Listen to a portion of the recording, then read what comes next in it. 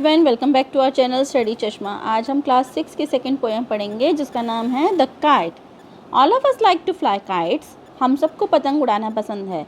Have you ever tried to fly one? क्या आपने कभी कोशिश की है पतंग उड़ाने की? Read this poem about a kite as it flies in the sky. अब आप ये पोएम पढ़ेंगे और आपको पता चलेगा कि जब पतंग जो है आसमान में उड़ती है तो वो कैसी लगती है। तो यहाँ पर पोएट अपनी कल्पनाओं को व्यक्त करेगा। ठीक है, तो चलिए शुरू करते हैं। How bright on the blue is a kite when it's new, with a dive and a dip it snaps its tell.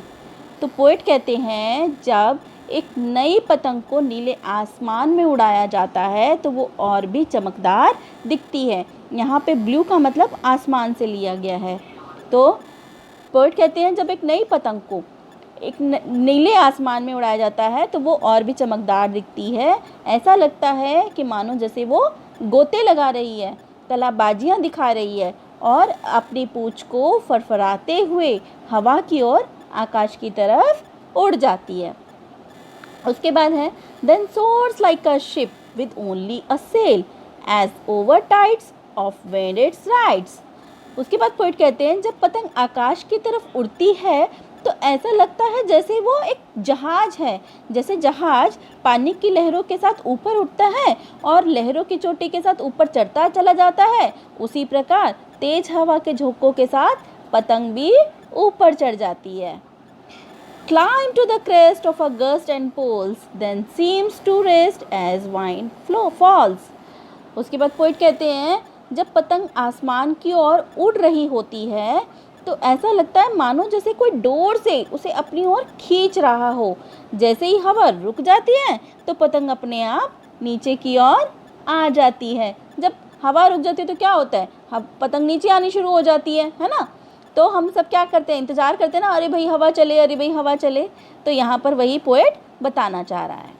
When string goes slack, you wind it back and run until a new breeze blows. उसके बाद जब पतंग की door ढीली पड़ जाती है और पतंग जब नीचे गिर जाती है तब हम उसकी डोर को क्या करते हैं, लपेटने लग जाते हैं और हम तेज़ दौड़ते हैं और हम तब तक तेज़ दौड़ते हैं जब तक कि एक नई तेज़ हवा चलने नहीं लग जाती। And its wings fill and up it goes. How bright on the blue is a kite when it's new. उसके बाद पोएट कहते हैं कि इसके बाद पतंग के पंखों में हवा भर जाती है। जैसे ही हवा चलने लग जाती है तो क्या होता है, पतंग के पंखों में हवा भर जाती है और वो ऊपर की ओर उड़ जाती है। तब साफ नीले आकाश में वह पतंग और भी चमकदार लगने लगती है।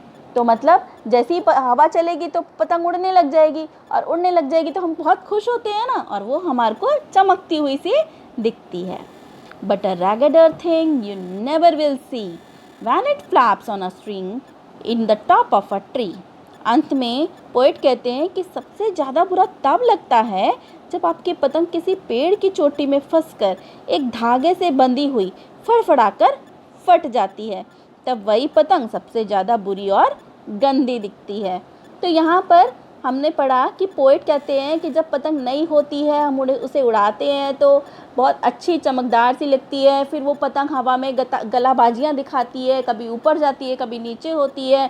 ठीक है, फिर हम कभी उसे ढील देते हैं, कभी उसके धागे को हम कसकर लपेटने लग जाते हैं, कभी वो नीचे आ जाती है जब हवा कम हो जाती है। उसके बाद अगर वही पतंग अगर पेड़ में फंस कर फट जाती है तो हमें वही पतंग सबसे ज़्यादा गंदी दिखती है। तो ये पूरी पतंग की जर्नी दिखाई है। तो यहाँ हमारी पतंग को इसकी एक्सप्लेनेशन ख़त्म होती है। उसके बाद नए वीडियो में इसके क्वेश्चन आंसर डिस्कस करेंगे। So stay tuned for more videos. Till then bye bye.